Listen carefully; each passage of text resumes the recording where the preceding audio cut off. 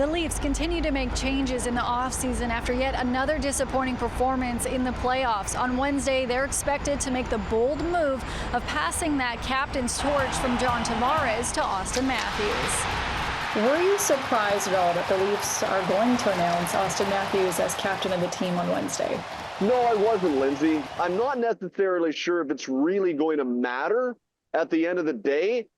Regardless of which piece of laundry the letter is stitched onto, the same person is in the piece of laundry.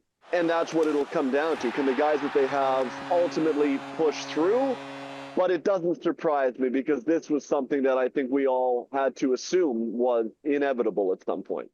On Wednesday morning, the Leafs are holding a press conference in downtown Toronto where they are expected to announce a changing of captain.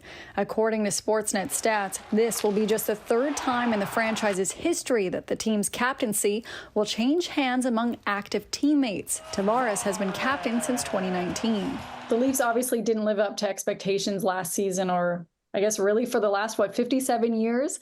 Was this a necessary change?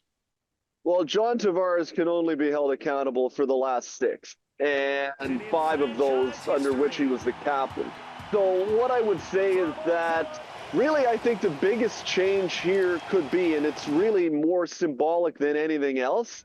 Going into the upcoming season, as impressive as Matthews' resume is, he has a Hart, Ted Lindsay, and Maurice Rocket Richard trophy. But is it enough?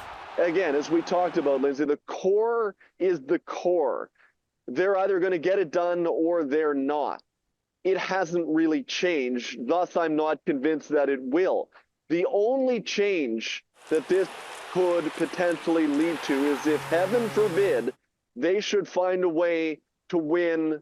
If they should do that, the only thing this will change is the guy in the picture accepting the Stanley Cup.